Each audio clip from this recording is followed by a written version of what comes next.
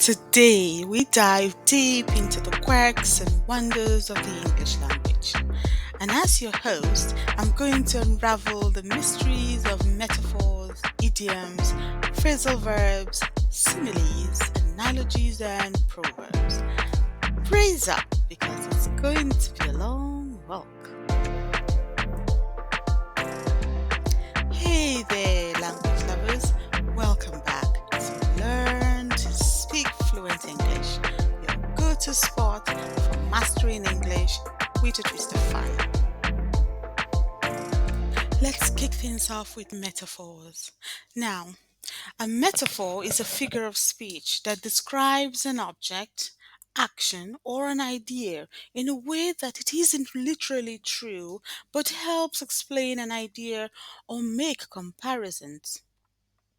Now, metaphors state one thing is another to highlight similarities between the two. It's like playing a game of pretend with words.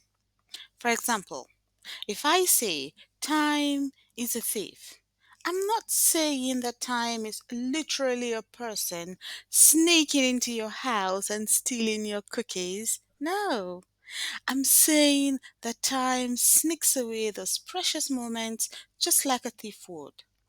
And let's be honest, it happens to us all, doesn't it? Let's look at some examples.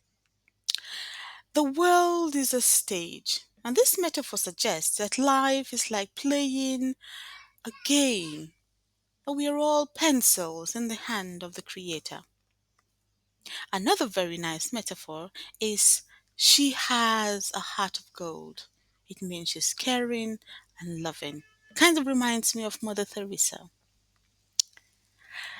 Let's look at this one. Life is a roller coaster. Life has got its ups and downs, similar to the experience of riding a roller coaster. And time is money, so we do not waste time. Let's move on. Next up, idioms. Idioms is a phrase or an expression whose meaning is not predictable from the usual meanings of its constituent elements.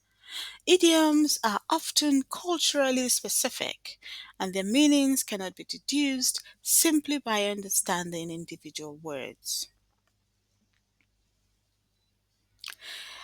They are little funny phrases that make no sense if you take them literally. They're like inside jokes that only people fluent in the language understand. For example, he kicked the bucket. It means to die. But if you think about it, who kicks a bucket to die? Like, did someone slip on water and then the bucket fell over his head? Like, how did the whole thing happen? It doesn't really make sense. It's idiomatically insane, but that's the beauty of language. Let's look at some examples.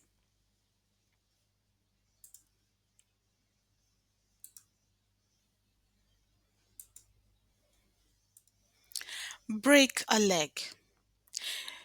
A way to wish someone good luck, especially before a performance. You're going to be great. Break a leg. Yes. And sometimes when we want to endure something unpleasant or make a difficult decision, we say bite the bullet. I decided to bite the bullet and have the surgery. To go the extra mile. It means to make a special effort to achieve something. She's always willing to go the extra mile to help her students. And to cut corners. It means doing something the easiest and least expensive way, more or less like cheating, so to speak. Now, moving on to phrasal verbs. Phrasal verbs.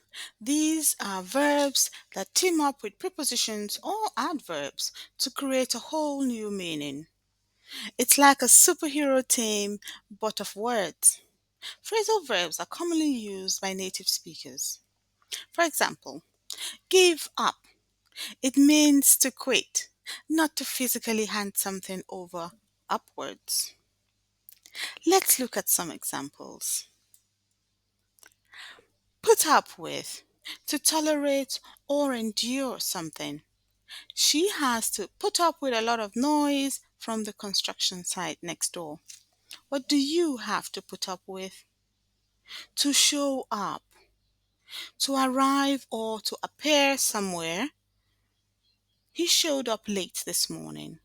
It means he came to work late or to the meeting late. To call off, to cancel. The manager decided to call off the meeting.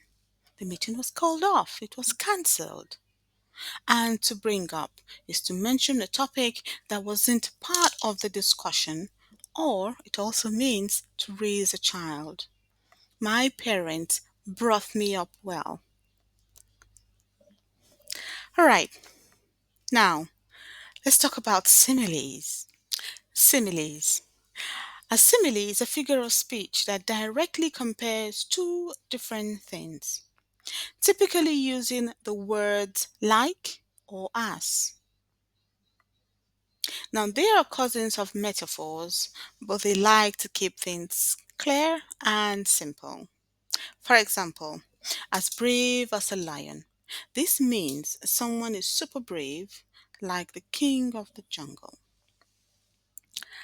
If you are as brave as a lion, you're basically the symbol of your group. Hakuna Matata. Let's look at some examples of similes. As free as a bird. Completely free to go anywhere or do anything you wish. After retiring, she felt as free as a bird, as fresh as a daisy. And this is very commonly used. It means you're fresh, you're energetic, you're happy. After a good night's sleep, I usually feel as fresh as a daisy. What about you? As blind as a bat. Unable to see well, or not at all. This is a common joke for people who use glasses. For example, without his glasses, he's as blind as a bat. And the last one, as stubborn as a mule. Very stubborn and resistant to change. I just hope that you are not as stubborn as a mule and watch this video a couple of times to get it right. Come on, let's move along.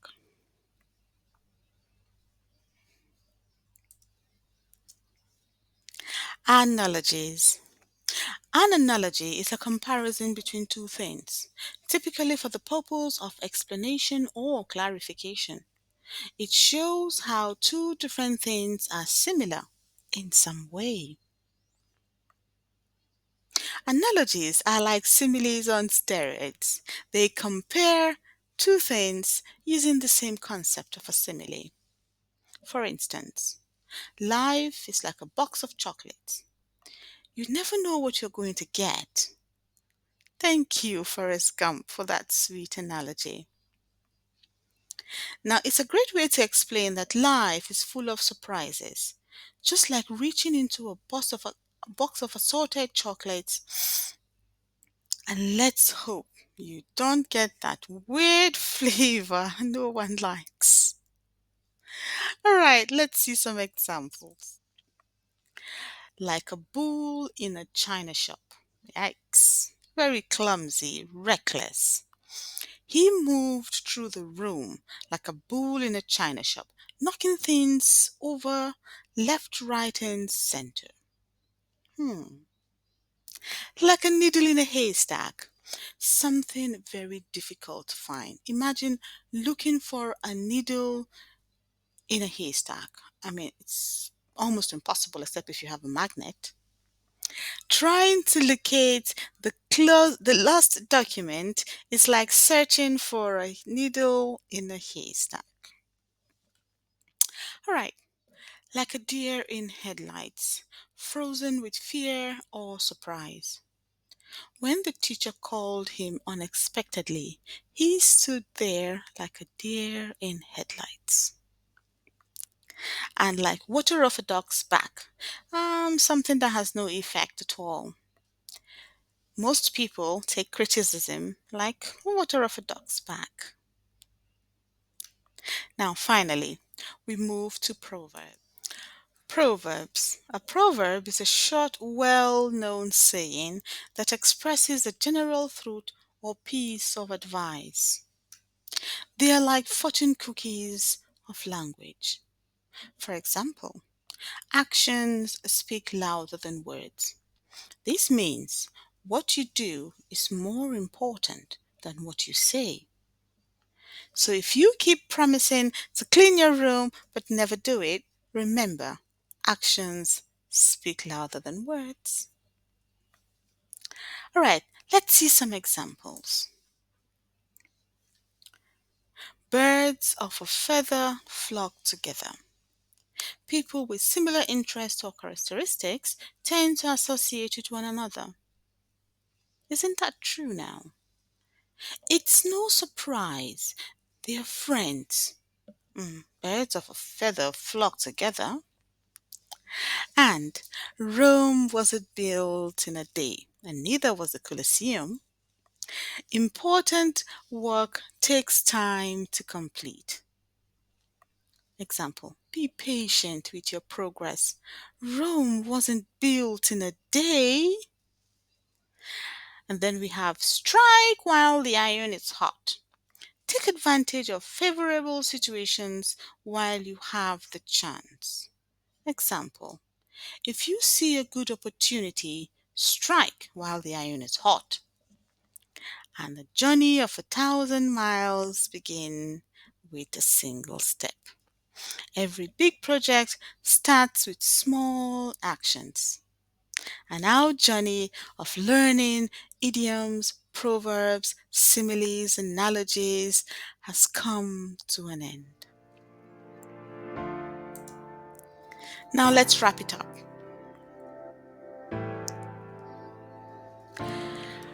We've learned about metaphors, direct comparisons without using like and as, e.g. time is a thief.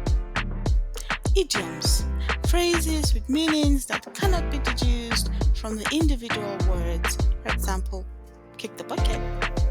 And phrasal verbs, verbs with prepositions or adverbs that change the original verb's meaning, for example, give up. And similes, comparisons using like or as, for example, as brave as a lion.